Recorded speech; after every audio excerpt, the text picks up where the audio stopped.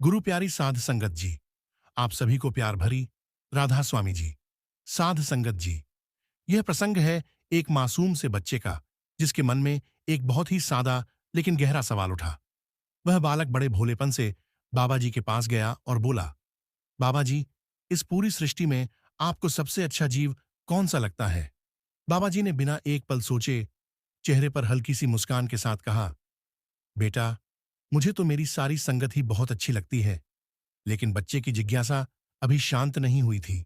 उसने फिर पूछा, बाबा जी, फिर भी अगर एक का नाम लेना हो तो आपको सबसे ज्यादा प्यारा कौन लगता है? साध संगत जी, यहीं से बाबा जी हमें जीवन का बहुत बड़ा सत्य समझा देते हैं। बाबा जी ने अपने उत्तर से यह बता दिया कि सच्चे संत की नजर में कोई छोटा बड़ा नहीं होता। जो भी संगत में है, जो भी सेवा में है, हर जीव समान रूप से प्रिय होता है। यह उत्तर प्रेम, करुणा और समानता की सीख देता है। फिर बाबा जी ने बड़े ही स्नेह से कहा, जो जीव रोज 2.5 घंटे मन लगाकर भजन सिमरन करता है, वह मुझे बहुत अच्छा लगता है। यह सुनकर बच्चे ने फिर सवाल कर दिया, बाबा जी, इससे भी ज्यादा आपको कौन सा जीव अच्छा लगता है? बाबा जी हल्के से हंस पड़े और बोले, बेटा, जिस जीव के जीवन में दुख हो, परेशानियां हों, मुश्किलें हों, लेकिन फिर भी वह हार न माने और रोज 2.5 घंटे भजन सिमरन करता रहे, वही मुझे सबसे ज्यादा प्रिय होता है। फिर बाबा जी ने प्यार से उस बच्चे की ओर देखा और पूछा, बेटा, तुमने नामदान लिया है? बच्चे ने झट से कहा, हाँ बाबा जी, मैंने नामदान लिया है। बाबा जी ने अगला सवाल किया, तो फिर तुम रोज कितना भजन सिमरन करते हो? ये सुनते ही बच्चा थोड़ा झेंप गया और धीरे से बोला, बाबा जी, 1 घंटा। तब बाबा जी ने डांटा नहीं, समझाया नहीं, बस बहुत सहज भाव से कहा, बेटा, रोज सिर्फ 10 मिनट बढ़ाते जाओ। धीरे धीरे एक दिन ऐसा आएगा कि तुम्हारा समय खुद ब खुद पूरा 2.5 घंटे हो जाएगा। अंत में बाबा जी ने बहुत गहरी बात कह दी। हमें अपने जीवन में सबसे पहले अपने सद्गुरु द्वारा दिए गए नाम का सिमरन रखना चाहिए। लेकिन हम क्या करते हैं? पहले दुनिया के सारे काम निपटाते हैं, थक जाते हैं और अंत में भजन सिमरन को टाल देते हैं और कई बार तो भूल ही जाते हैं। साध संगत जी, यही वह चूक है जिसे समझना और सुधारना ही असली भक्ति है। साध संगत जी, बाबा जी हमें बार बार यह समझाते हैं कि सिमरन के लिए पूरे 2.5 घंटे का समय निकालना बहुत जरूरी है। मन लगे या न लगे, यह देखना हमारा काम नहीं है। सिमरन को अपनी इच्छा नहीं, बल्कि अपनी जिम्मेदारी और फर्ज समझकर बैठना चाहिए। हालात कैसे भी हों, मन इधर उधर भटके या बोझ लगे, फिर भी सिमरन का समय पूरा करना ही सच्ची लगन है। एक बार एक युवक ने बाबा जी से बहुत सादे भाव से प्रश्न किया, बाबा जी, आप जब गुरुगद्दी पर नहीं थे, उससे पहले सत्संग घर में कौन सी सेवा किया करते थे? यह सुनकर बाबा जी हल्के से मुस्कुराए, जैसे कोई पुरानी स्मृति याद आ गई हो, और बड़े अपनत्व से बोले, बेटा, एक समय मैं स्पेन में नौकरी करता था, वहीं रहता था और मेरे साथ मेरी पत्नी शबनम कौर भी थीं। एक बार हम स्पेन से ब्यास आए। उसी दौरान बड़े महाराज जी ने मुझे अपने ऑफिस में बुलाया। थोड़ी देर इधर उधर की बातें हुईं, हाल चाल पूछा गया और फिर अचानक उन्होंने मुझसे पूछा, बेटा गुरविंदर सिंह, तुम सिर्फ सत्संग ही सुनते हो या डेरे में कोई सेवा भी करते हो? बाबा जी बताते हैं कि मैंने बड़ी सच्चाई से उत्तर दिया, महाराज जी, मैं तो सिर्फ सत्संग सुनता हूं, कोई सेवा नहीं करता। फिर बड़े महाराज जी ने मेरी पत्नी के बारे में भी पूछा, क्या शबनम कौर भी केवल सत्संग ही सुनती हैं? मैंने हां में सिर हिला दिया। तब बड़े महाराज जी ने बहुत सहजता से कहा, बेटा, थोड़ा बहुत सेवा करने की भी कोशिश किया करो। यह कोई आदेश नहीं था, बस एक प्रेम भरी सीख थी। मैंने झुककर कहा, सतगुरु, जैसा आप कहें। इसके कुछ समय बाद हम दोनों वापस स्पेन चले गए। स्पेन के सत्संग में जाकर मैंने वहां के सेक्रेटरी साहब से निवेदन किया, सेक्रेटरी साहब, मुझे भी कोई सेवा दे दीजिए। सेक्रेटरी साहब मुस्कुरा दिए और बोले, पूरा सत्संग घर तो आपके मामा जी का है, जहां दिल करे वहां सेवा कर लो। लेकिन बाबा जी कहते हैं, मेरे मन को यह बात जमी नहीं। मैंने कई बार उनसे कहा, सेक्रेटरी साहब, मुझे कोई तय सेवा दे दीजिए, पर हर बार वही उत्तर मिला, आप जो चाहें कर लीजिए, कोई रोक टोक नहीं है। बाबा जी बताते हैं कि मेरे और हमारी माँ जी दोनों के मन में सेवा करने की तड़प थी। जब कहीं से कोई सेवा नहीं मिली तो हमने एक कमेटी मेंबर से पूछकर टॉयलेट की सेवा शुरू कर दी। कुछ समय बाद बर्तन मांजने की सेवा भी की। हमें उस सेवा में कोई संकोच नहीं था, बल्कि भीतर से एक संतोष मिलता था। आगे बाबा जी बताते हैं कि बड़े महाराज जी ने अपने जाने से पहले मुझे यहां बुलाया और यह जिम्मेदारी मुझे सौंप दी। उन्होंने अपने फूलों को मेरे हवाले कर दिया और चले गए। आज मैं माली बनकर उन फूलों की देखभाल कर रहा हूं। अंत में बाबा जी ने बहुत गहरी बात कही। मेरी नजरों में हर सेवा सबसे ऊंची है। सेवा कभी छोटी या बड़ी नहीं होती। सद्गुरु की कृपा से जो भी सेवा मिले उसे पूरे प्रेम, श्रद्धा और मन लगाकर करना चाहिए। यह सुनकर उस युवक ने फिर एक सवाल किया, बाबा जी, सुबह का सिमरन हर इंसान के जीवन में इतना जरूरी क्यों माना गया है? तब बाबा जी ने बहुत गहराई से समझाया, बेटा, आप जीवन में किसी भी इंसान से मिलने से पहले, किसी भी परिस्थिति का सामना करने से पहले, सबसे पहले अपने सद्गुरु से मिलते हैं। दुनिया वालों से बातें करने से पहले आप अपने सद्गुरु से बातें करते हैं। दूसरों की संगत में बैठने से पहले आप अपने मालिक की संगत में बैठ जाते हैं। बाबा जी ने आगे कहा, लोगों के सामने बैठने से पहले आप अपने सद्गुरु के आगे चौकड़ी मारकर बैठते हैं। संसार में किसी के आगे झोली फैलाने से पहले आप अपने असली मालिक के आगे झोली फैलाते हैं। दुनिया के आगे सिर झुकाने से पहले आप अपने सद्गुरु के चरणों में घुटने टेकते हैं। अपने शरीर को भोजन देने से पहले आप अपनी आत्मा को सिमरन के द्वारा तृप्त करते हैं, उसकी भूख शांत करते हैं। झूठे नामों को पुकारने से पहले आप उस सच्चे शब्द रूपी नाम का सिमरन करते हैं, 5 शब्दों का जाप करते हैं। बाबा जी ने कहा, सुबह उठकर आईने में अपनी शक्ल देखने से पहले आप अपने भीतर अपने सद्गुरु का नूरी स्वरूप देखते हैं। घर की सफाई करने से पहले आप अपने मन मंदिर को साफ कर लेते हैं। फिर बताओ, ऐसी हालत में सद्गुरु की रहमत क्यों नहीं बरसेगी?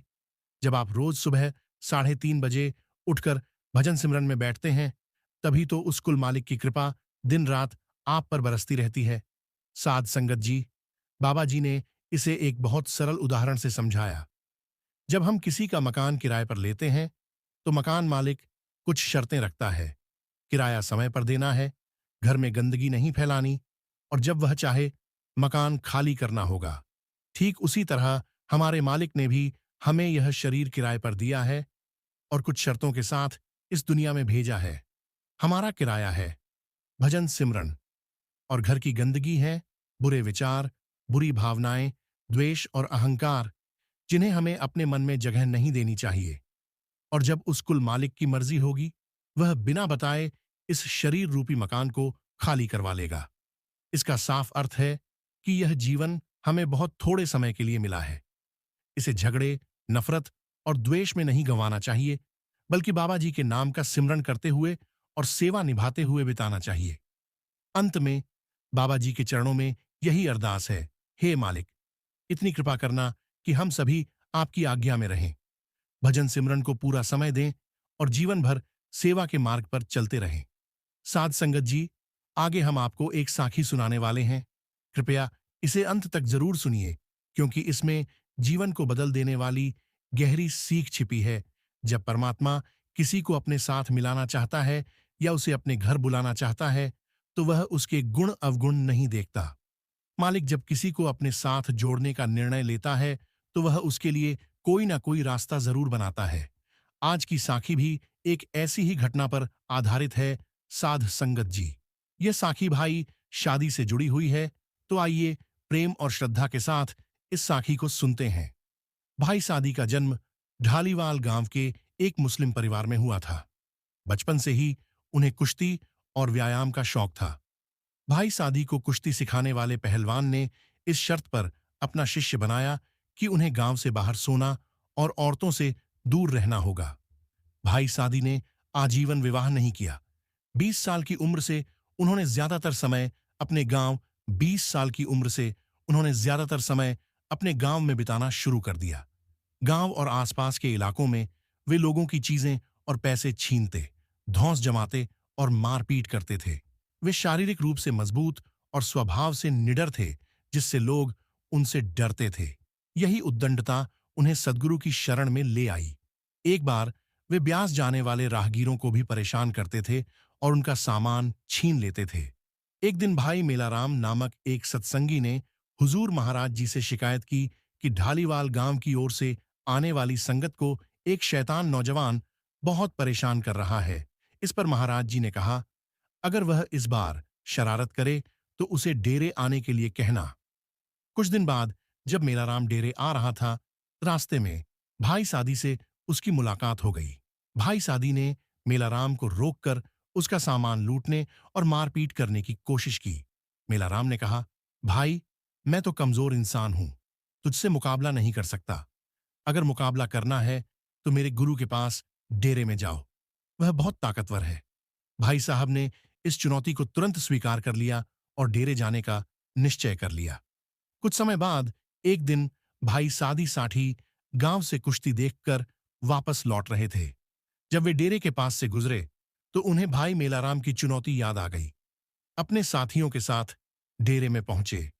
उस समय लाइब्रेरी के पास के छोटे से मैदान में सत्संग हो रहा था। वे भी अपने साथियों सहित बैठकर सत्संग सुनने लगे। जब सत्संग समाप्त हुआ तो सूर्यास्त होने वाला था।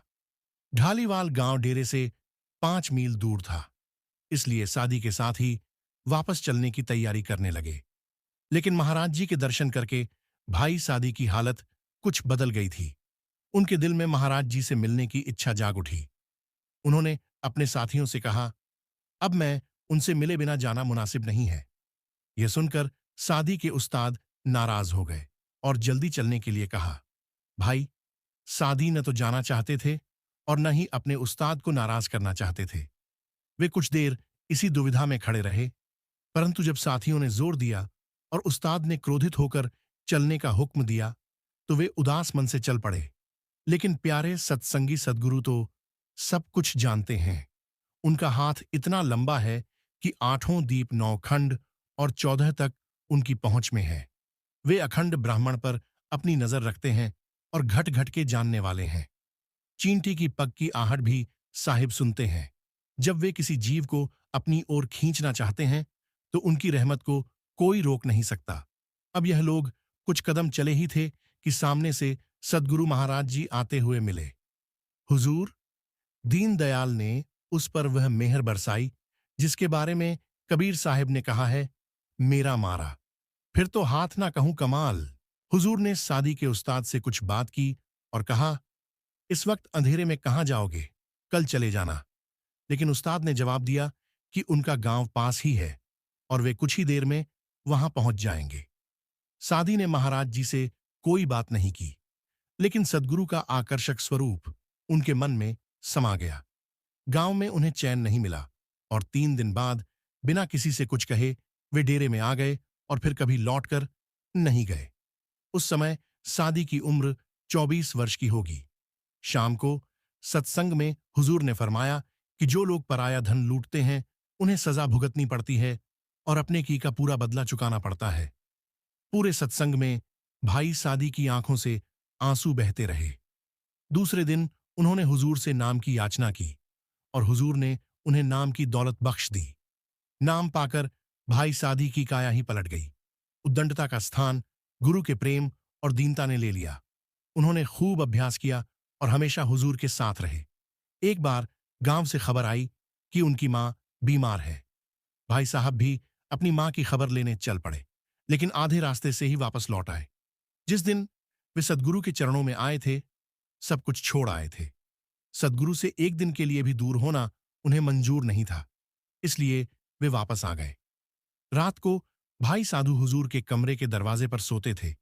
एक रात हुजूर ने उन्हें आवाज दी और फरमाया, सादी, तुम्हारी माता चोला छोड़ गई है और सद्गुरु ने उसकी संभाल कर ली है। भाई सादी को अच्छी वेतन पर नौकरी के प्रस्ताव मिलते थे, लेकिन वे हमेशा कहते, अब इस बादशाह की नौकरी छोड़कर कहीं जाने का दिल नहीं करता। जो तनख्वाह मुझे इस दरगाह से मिल रही है वह कोई और नहीं दे सकता। गुरु के चमत्कारों के वृतांत भी उन्हें अच्छी तरह याद थे। हर समय सद्गुरु के साथ अंगरक्षक की तरह रहते। सद्गुरु दीनदयाल भी उन पर बेहद दया करते थे। एक बार जब वे सिकंदरपुर से सिरसा आ रहे थे, रास्ते में भाई साहब का पैर एक सांप पर पड़ गया। सांप ने डस लिया। वह सांप इतना जहरीला था कि उसका काटा हुआ व्यक्ति शायद ही बच पाता। कुछ ही क्षणों में भाई साहब जमीन पर गिर पड़े और उनका रंग काला पड़ गया। हुजूर महाराज जी घोड़े पर बैठे आगे जा रहे थे। जब साथियों ने उन्हें यह सूचना देनी चाही, तो साथी ने उन्हें रोक दिया। लेकिन जब वे नहीं माने, तो साथी ने कहा कि वे आकर मेरा जहर अपने ऊपर ले लेंगे। उन्होंने हुजूर से कुछ भी न कहने का अनुरोध किया और बेसुध हो गए, शायद मर ही गए। हुजूर महाराज जी कुछ आगे निकल गए थे, परंतु अचानक हुजूर ने पीछे मुड़कर देखा और परेशान होकर उनकी ओर लौट आए। लेकिन सद्गुरु की कृपा और भाई साहब की भक्ति की वजह से कुछ अनहोनी नहीं हुई। उनके जीवन की यह घटना भी गुरु की महिमा और उनकी अपार कृपा को दर्शाती है। हुजूर ने उसी समय नीम की एक टहनी लाने का हुक्म दिया, लेकिन वह नीम का पेड़ या कोई और पेड़ नहीं था। दूर एक छोटी झाड़ी दिखाई दी। हुजूर ने कहा, ठीक है, उसी की टहनी काट लाओ। टहनी को लेकर हुजूर ने उसे शादी के शरीर के ऊपर से नीचे तक फेरने का आदेश दिया। उन्होंने कहा कि यह तरीका सांप के जहर को हटाने में सहायक होता है। ये जो भी कुछ हुआ है, वह सद्गुरु की कृपा का ही परिणाम था। शादी ने आधे घंटे में ही आंखें खोल लीं और होश में आ गए, परंतु उनकी खुशी की बजाय वे नाराज थे। उनकी आंखों में आंसू थे और फिर उन्होंने अपने साथियों से शिकायत की कि हुजूर को ऐसी क्यों खबर दी। फिर उन्होंने हुजूर से फरियाद की, सच्चे बादशाह, क्या मैं इसके लायक था कि मेरा जहर आपने अपने ऊपर ले लिया? मुझे क्यों नहीं मरने दिया? मेरे जैसे हजारों लोगों को हुजूर को एक रोम पर कुर्बान हो जाना कम है। फिर भी उनके देवस्वरूप सद्गुरु के वियोग का अद्भुत दुख था।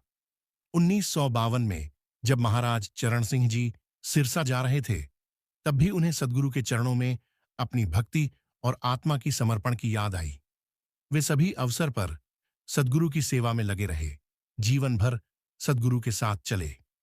भाई साहब ने कभी भी गुरु की सेवा से मुख मोड़ा नहीं, वे चौंके भी नहीं की। सरदार बहादुर जी महाराज और उनके बाद भी हुजूर महाराज चरण सिंह जी के प्रति भाई साहब जी की गहरी प्रेम और समर्पण था।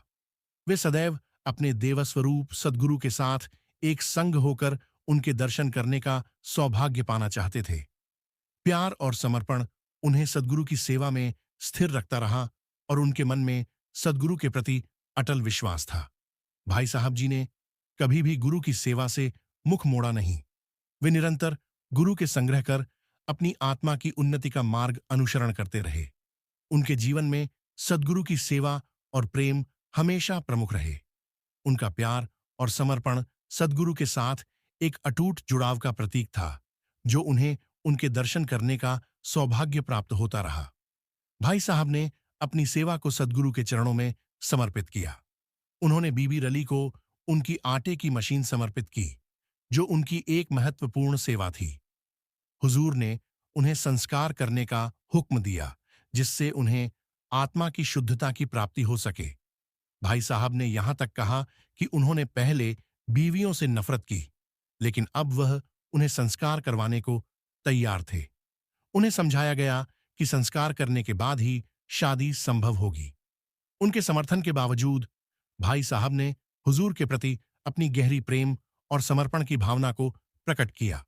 उनके जीवन में सद्गुरु की सेवा की प्राथमिकता रही और उन्होंने हमेशा गुरु के प्रति अपनी पूरी श्रद्धा और समर्थन बनाए रखा। उनका जीवन का उद्देश्य हमेशा सद्गुरु की सेवा और प्रेम में स्थिर रहा। हमें भी चाहिए कि जब सद्गुरु ने हमें अपनी शरण दी है, तो हमें भी उनके वचनों में बने रहना चाहिए और दिन रात उनकी स्मृति में लीन रहना चाहिए। साध संगत जी, गीता में भगवान श्री कृष्ण जी कहते हैं, धैर्य रखने वाला इंसान अपनी इच्छा अनुसार सब कुछ प्राप्त कर सकता है। ताकत की जरूरत तभी होती है जब कुछ पूरा करना हो, वरना दुनिया में सब कुछ पाने के लिए प्रेम ही काफी है। उस इंसान की ताकत का कोई मुकाबला नहीं कर सकता जिसके पास सब्र की ताकत होती है। गलत लोगों की हार उसी वक्त तय हो जाती है जब सही लोग अपने आप चुप हो जाते हैं। यह आवश्यक नहीं है कि हर स्थान पर हम उत्तर दें। कुछ बातें हमें ईश्वर पर ही छोड़ देनी चाहिए, क्योंकि जब ईश्वर उत्तर देते हैं तो सारा संसार मौन होकर सुनता है। भगवान श्री कृष्णा जी कहते हैं, जो इंसान सिर्फ खुद के लिए जीता है उसका एक दिन मरण होगा, और जो इंसान दूसरों के लिए जीता है उसका सदैव स्मरण होगा। अपने काम को कभी कल पर नहीं टालना चाहिए, क्योंकि ऐसा व्यक्ति समय को महत्वपूर्ण ना समझकर उसे व्यर्थ ही गंवाता है, और अंत में उसके पास कुछ भी करने के लिए समय नहीं बचता। मन कभी सही सोचता है तो कभी गलत, क्योंकि आत्मा में प्यार का संस्कार भी है और नफरत का भी। जिस संस्कार को ज्यादा इस्तेमाल करोगे वही आपका स्वभाव बनता जाएगा। अब यह आपका चुनाव है कि आप प्यार चुनते हैं या नफरत। नफरतों में क्या रखा है? प्यार से जीना सीखो, क्योंकि यह दुनिया न तो तुम्हारा घर है न ही तुम्हारा ठिकाना। संगत जी, भगवान श्री कृष्ण जी कहते हैं, वह किसी के भाग्य के निर्माता नहीं है। व्यक्ति खुद अपना भाग्य लिखता है। आप जैसा बीज बोएंगे आप वैसे ही फसल काटेंगे। आप जैसा कर्म करेंगे आपको वैसे ही परिणाम मिलेंगे। यदि विद्यार्थी मन लगाकर पढ़ाई करेंगे तो परीक्षा में अवश्य सफल होंगे। इसलिए हर व्यक्ति का भाग्य भी तभी बदलेगा जब वह अपना कर्म करेगा। आलसी व्यक्ति कभी सफल नहीं हो सकता। जिसको जीवन में आराम करना बहुत प्यारा लगता है उसे मेहनत करना अच्छा नहीं लगता।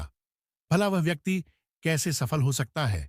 इसलिए अगर आप कोई काम करना चाहते हैं तो अभी से आलस को त्याग दीजिए। अहंकार मनुष्य से वह सब कुछ करवाता है जो अंत में उसी के विनाश का कारण बनता है। इसलिए जीवन में जितना जल्दी हो सके अपना अहंकार त्याग दें।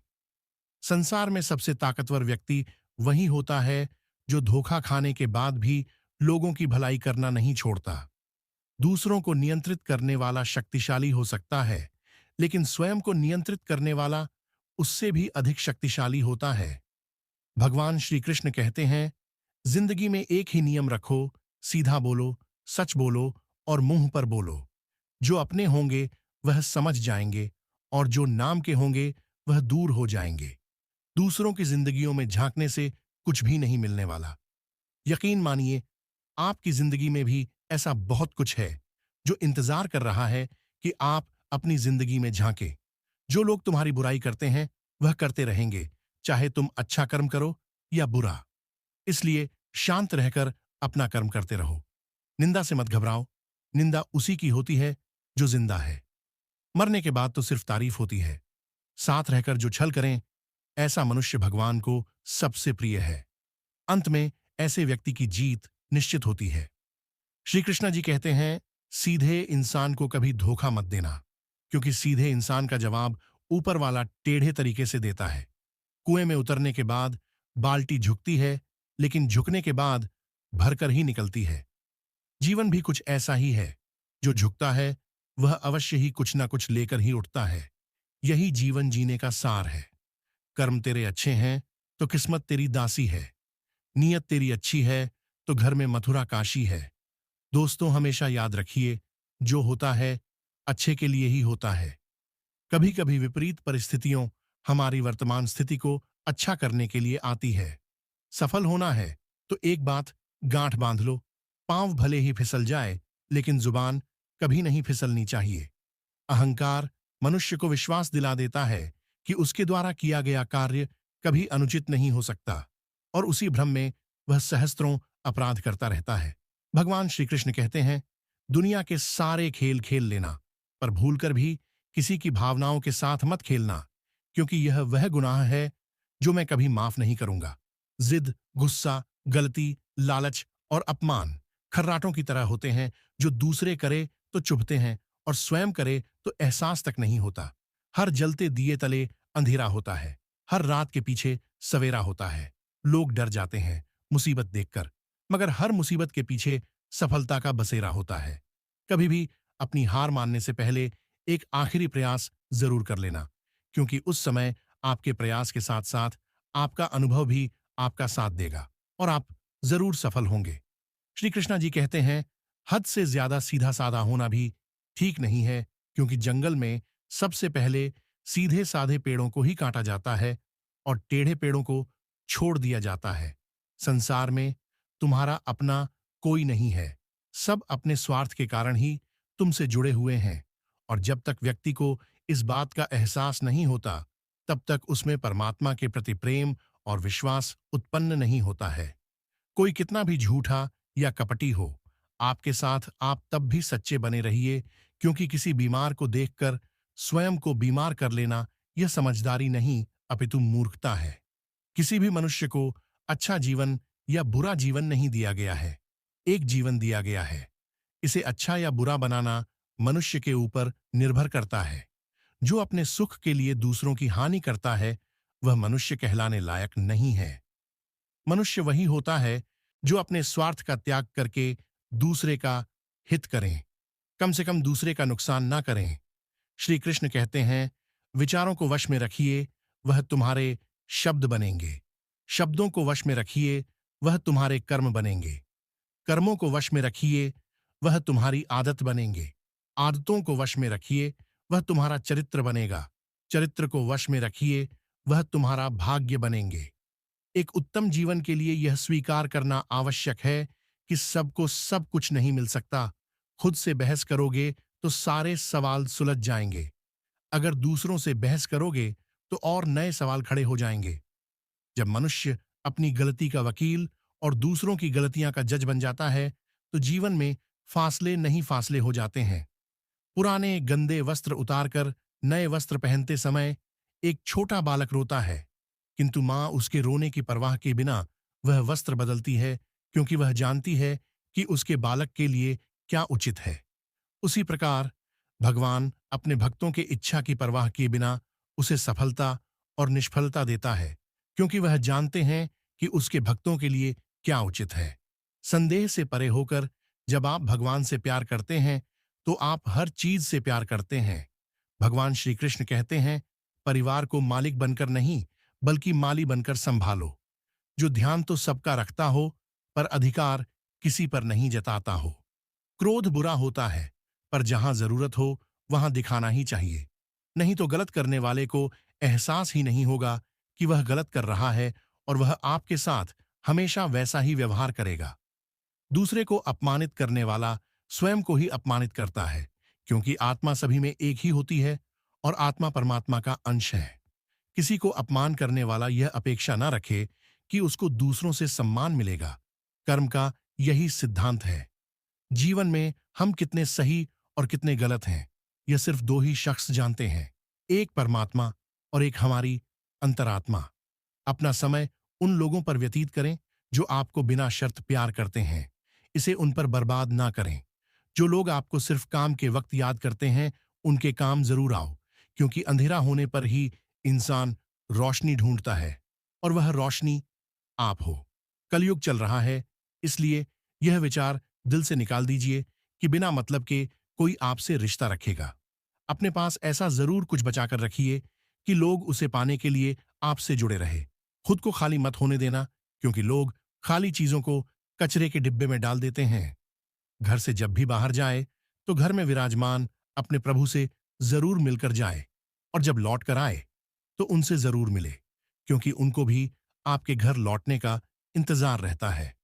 घर में नियम बनाइए कि जब भी आप घर से बाहर निकले, घर के मंदिर के पास थोड़ी देर रहकर बोले, प्रभु चलिए, आपको साथ में रहना है। ऐसा बोलकर ही निकले, क्योंकि आप भले ही लाखों घड़ी हाथ में क्यों ना पहने, पर समय तो प्रभु के हाथ में ही है ना। भगवान श्री कृष्ण कहते हैं, मेरे लिए ना तो कोई घृणित है, ना कोई प्रिय, ना कोई मित्र है, ना ही कोई शत्रु, ना कोई निर्धन है, और ना ही कोई धनी। बस जो भक्तिभाव के साथ मुझे याद करते हैं, मैं उनका हूं और वो मेरे। जब दिल में मैल, तबीयत में जिद और शब्दों में मुकाबला आ जाए, तो यह तीनों जीत जाते हैं, मगर तब हारते हैं तो सिर्फ रिश्ते। मिलावट का दौर है। हां में हां मिला दिया करो। संबंध लंबे समय तक टिके रहेंगे। आप कितने भी अच्छे हो, चाहे आप कितना भी अच्छा काम कर लो, पर एक बात हमेशा याद रखना, जो आपको गलत समझता है, वह मरते दम तक आपको गलत ही समझेगा। भगवान श्री कृष्ण कहते हैं, कोई भी मौका दे तो उसे धोखा मत देना, और अगर कोई धोखा दे तो उसे दोबारा मौका मत देना। किसी भी व्यक्ति के अपने जीवन में सफल ना होने का सबसे मुख्य कारण होता है खुद पर विश्वास न होना। जीवन में वही व्यक्ति सफल होता है जिसे खुद पर भरोसा हो। जिस व्यक्ति को खुद पर भरोसा नहीं होता, वह जीवन में कभी सफल नहीं हो सकता। मन चंचल होता है, यह इधर उधर भटकता है और किसी भी कार्य की एकाग्रता का दुश्मन है। लेकिन यदि यह व्यक्ति के वश में हो जाए तो इससे अच्छा कोई मित्र नहीं।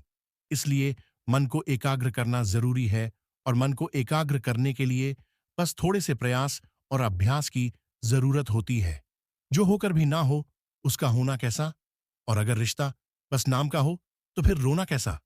भगवान इंसान की गलतियां माफ करते हैं, चालाकियां नहीं।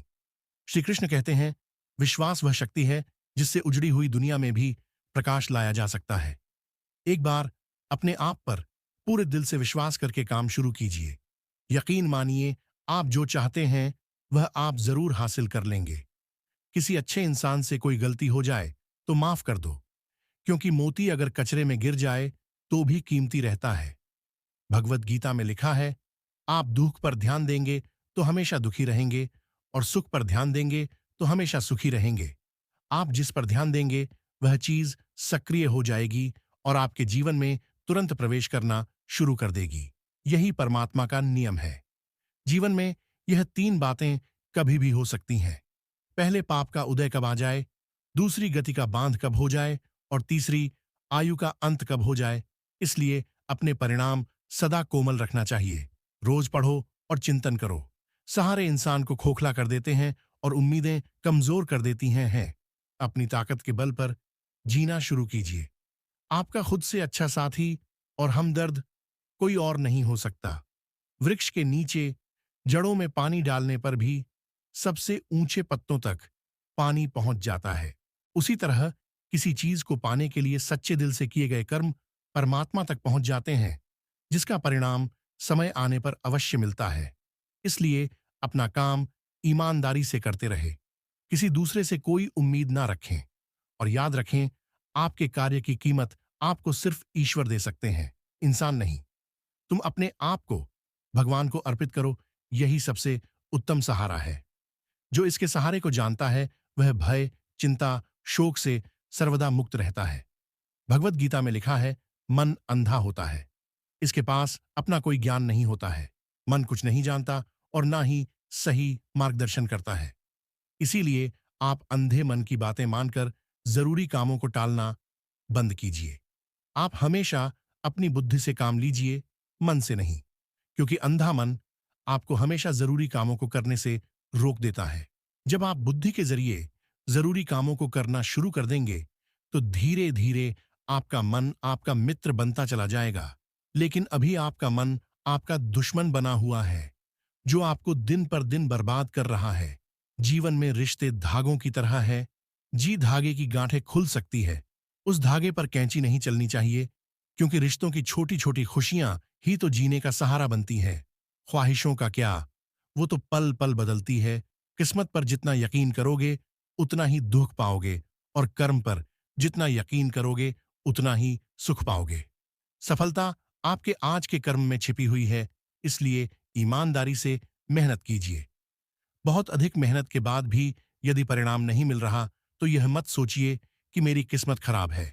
थोड़ा इंतजार कीजिए और मेहनत जारी रखिए, क्योंकि मौसम आने पर ही पेड़ों पर फल लगते हैं, ना कि हमारे हड़बड़ाने से। छोटे बच्चे को माँ चलाती है, फिर छोड़ देती है, और जैसे ही बच्चा लड़खड़ाता है माँ उसे फिर पकड़ लेती है और उसे फिर से चलने को कहती है, ताकि उसके पैर मजबूत हो जाए। उसी तरह भगवान हमारा ध्यान रखते हुए हमें दुख इसलिए देते हैं ताकि हम अपने जीवन में मजबूत हो पाएं। यदि आज आपके जीवन में बुरा समय है तो हिम्मत रखिए। यह समय आपको मजबूत बनाने आया है, ना कि कमजोर बनाने। श्री कृष्ण कहते हैं, किसी को बहस से जीतने के बजाय मन से पराजित करना चाहिए, क्योंकि जो आपके साथ सदा बहस करने के लिए तत्पर रहता है वह आपके मौन को कभी भी सहन नहीं कर सकेगा। एक बार दानवीर कर्ण ने भगवान श्री कृष्ण से अपनी व्यथा सुनाई और कहा, हे श्री कृष्ण, जब मैं पैदा हुआ तब मेरी मां ने मुझे त्याग दिया। इसमें मेरा क्या अपराध था? गुरु द्रोणाचार्य ने मुझे शिक्षा देने से मना कर दिया, क्योंकि वह मुझे क्षत्रिय नहीं मानते थे। इसमें भी मेरा क्या अपराध था? द्रौपदी के स्वयंवर में मुझे अपमानित किया गया क्योंकि मैं राज परिवार का हिस्सा नहीं हूं। भला इन सब में मेरा क्या अपराध था? जवाब में श्री कृष्ण ने कहा, हे कर्ण, जरा ध्यान से सुनो। जब मेरा जन्म हुआ तब मैं कारागार में था और मेरे पैदा होते ही मेरी मृत्यु मेरी प्रतीक्षा कर रही थी। जिस रात मेरा जन्म हुआ था उस रात मुझे मेरे माता पिता से अलग होना पड़ा और मुझे हर वह काम करना पड़ा जो एक गरीब परिवार में करना पड़ता है। गायों का गोबर मैं अपने हाथ से उठाता था। जब मैं चल नहीं सकता था तब मुझ पर प्राणघातक हमले किए गए। मुझे मारने की बार बार कोशिशें की गईं। मेरे पास बचपन में ना तो शिक्षा थी, ना ही महल, ना कोई गुरुकुल था, ना ही कोई विशाल सेना थी। लेकिन तब भी मेरे मामा कंस मुझे उनका सबसे बड़ा शत्रु मानते थे। मेरा भी जीवन कई चुनौतियों से गुजरा है। यह बात इतनी महत्वपूर्ण नहीं है कि जीवन में कितनी बार अपमानित होना पद रहा है, पर यह महत्वपूर्ण है कि आप उस अपमान का उत्तर कैसे दे रहे हैं। आपके पास ज्ञान है जिसका आप इस्तेमाल कर रहे हैं या नहीं, और इन सब चुनौतियों को पार करके कैसे आप आगे बढ़ते हैं, यह बात सबसे अधिक महत्वपूर्ण है। जो लोग दूसरों के चेहरे पर मुस्कुराहट देखना चाहते हैं, ऊपर वाला उनकी मुस्कुराहट कभी नहीं छीनता।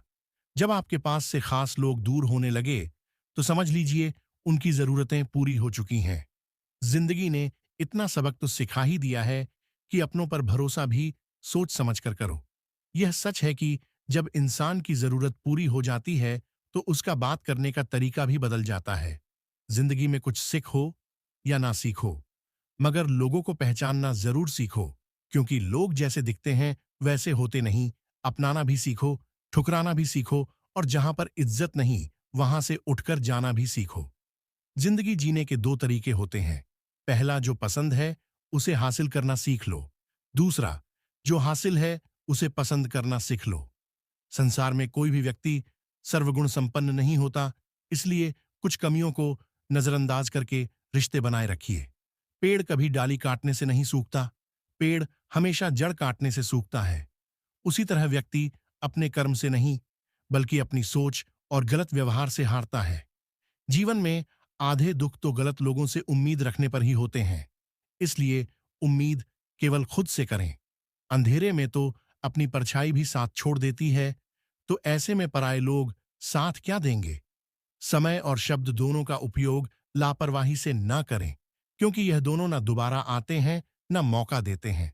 जिंदगी में बेशक हर मौके का फायदा उठाओ, मगर किसी के हालात और मजबूरी का नहीं।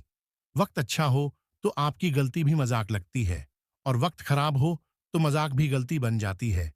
लोग क्या कहेंगे और संसार में हमारी छवि कैसी होगी, इसके भय से हमें उस अनमोल व्यक्ति को कभी नहीं खोना चाहिए जो हमें अपनी दुनिया मानता हो। कौन कहता है जैसा संग वैसा रंग। इंसान लोमड़ी के साथ नहीं रहता, फिर भी शातिर है। इंसान शेर के साथ नहीं रहता, फिर भी क्रूर है। और तो और इंसान वो फितरत है जो कुत्ते के साथ रहता है, फिर भी वफादार नहीं है। अकेले चलना सीख लो, क्योंकि सहारा कितना भी सच्चा हो, एक दिन औकात दिखाई देता है। किसी से ज्यादा उम्मीद मत करना, क्योंकि जितना ज्यादा लगाव होता है उतना गहरा घाव होता है। जब आप खुद को तलाशते हैं तब दुनिया आपको तलाशती है। शीशा और रिश्ता दोनों नाजुक होते हैं, पर दोनों में अंतर सिर्फ यही है कि शीशा गलती से टूट जाता है और रिश्ता गलतफहमी से। जो इंसान रोते रोते गुस्से में सब कुछ बोल देता है वह सच्चा होता है, क्योंकि गुस्सा और रोना इंसान को सच बोलने के लिए मजबूर कर देता है। अच्छा इंसान मतलबी नहीं होता, बस वह दूर हो जाता है उन लोगों से जिन्हें उसकी कदर नहीं होती। कुछ ऐसे काम करो कि आपके माता पिता अपनी प्रार्थना में कहे, हे प्रभु, हमें हर जन्म में ऐसी ही संतान देना। कभी भी किसी का दिल ना दुखाओ, क्योंकि एक ऐसा ही दिल आपके पास भी है। अगर कोई आपसे उम्मीद करता है तो यह उसकी मजबूरी नहीं, आपसे लगाव और विश्वास है। किसी घर में एक साथ रहना परिवार नहीं कहलाता, बल्कि एक दूसरे को समझना और एक दूसरे की परवाह करना परिवार कहलाता है। जो आपके साथ दिल से बात करता हो उनको कभी दिमाग से जवाब मत देना, चाहे लादो चाहे झगड़ो, लेकिन अपने परिवार से अलग होने की बात मत सोचना, क्योंकि उन पत्तों की कोई कदर नहीं होती जो डाली से टूटकर नीचे गिर जाते हैं। दो तरह के लोग होते हैं इस दुनिया में। पहले, जो छोटी सी मुसीबत आने के बाद डर जाते हैं, दुखी हो जाते हैं, और दूसरे वो लोग, चाहे उनकी जिंदगी में कितनी भी मुश्किलें आ जाएं, लेकिन वह हमेशा खुश ही रहते हैं। हर मुसीबत में खुद को संभाल लेते हैं। और एक वो होते हैं जिनके पास सब कुछ होता है, लेकिन फिर भी वह हमेशा दुखी रहते हैं। और दूसरे, वो जिनके पास चाहे कुछ भी ना हो, लेकिन फिर भी वो हमेशा खुश रहते हैं। बात बहुत छोटी सी है, पर सच है कि रिश्ते सबसे रखो, पर उम्मीद किसी से मत रखना। अक्सर झूठे इंसान की बातें मीठी होती हैं और सच्चे इंसान की बातें कड़वी होती हैं। बात संस्कार और आदत की होती है, वरना जो सुन सकता है वह सुनने की क्षमता भी रखता है।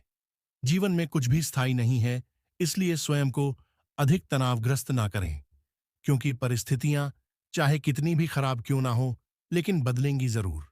छोटी सोच शंका को जन्म देती है, और बड़ी सोच समाधान को सुनना सीख लो तो सहाना सीख जाओगे, और सहाना सीख लिया तो रहना सीख जाओगे।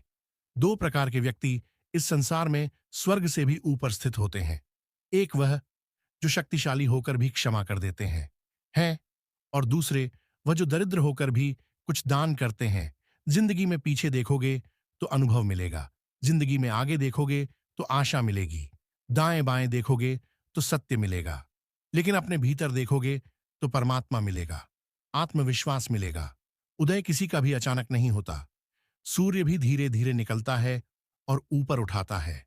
धैर्य और तपस्या जिसमें है, वही संसार को प्रकाशित कर सकता है।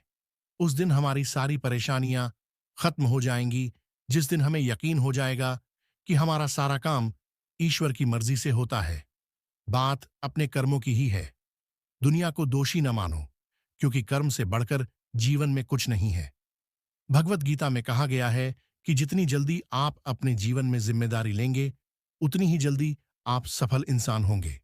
मनुष्य के पास सबसे बड़ी पूंजी उसके अच्छे विचार हैं, क्योंकि धन और बल किसी को भी गलत राह पर ले जा सकते हैं, किंतु अच्छे विचार सदैव अच्छे कार्यों के लिए ही प्रेरित करते हैं। दूसरों को समझना बेशक बुद्धिमानी हो सकती है, लेकिन खुद को समझना ही जिंदगी का असली ज्ञान है। भरोसा ईश्वर पर रखिए, लोगों पर नहीं, क्योंकि धोखा लोग देते हैं, भगवान नहीं। कभी यह मत सोचिए कि आप कुछ भी नहीं हैं, और कभी यह भी मत सोचिए कि आप ही सब कुछ है। हमेशा यही सोचिए कि आप कुछ तो है जो बहुत कुछ कर सकता है। सौभाग्यशाली होते हैं वह लोग जिन्हें समय और समझ एक साथ मिलती है, क्योंकि अक्सर समय पर समझ नहीं आती, और जब समझ आती है तो समय हाथ से निकल जाता है। जीवन में समय से अधिक महत्वपूर्ण कोई नहीं होता। समय ठीक हो तब सब अपने बन जाते हैं, और समय खराब हो तो अपने भी पराये हो जाते हैं। श्री कृष्ण कहते हैं, परिस्थितियों से भागो मत, उसके सामने डटकर खड़े हो जाओ, क्योंकि कर्म करना ही मानव जीवन का पहला कर्तव्य है। हम कर्मों से ही परेशानियों से जीत सकते हैं। परिस्थिति का तीन प्रकार से सामना कर सकते हैं। पहला, या तो उसे स्वीकार कर लें। अगर स्वीकार नहीं कर सकते तो उसे बदलने की कोशिश करें, और अगर बदल भी नहीं सकते तो उसे नियति पर छोड़ दें। समय और स्थिति कभी भी बदल सकती है, इसलिए कभी भी किसी का अपमान ना करें और ना ही किसी को कमजोर समझें। आप शक्तिशाली हो सकते हैं, लेकिन समय सबसे ज्यादा शक्तिशाली होता है। मृत्यु का घाव उतना बड़ा नहीं होता जितना अपमान का होता है। झगड़ा कर लो, कुछ भी कर लो, मगर किसी का अपमान मत करो।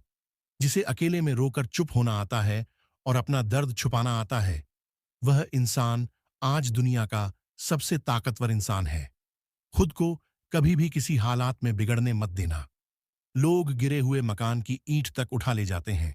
कोई भी कारण हो, कोई भी बात हो, चिढ़ाओ मत, गुस्सा मत करो, जोर से मत बोलो, बस मन शांत रखो, विचार करो और फिर निर्णय लो।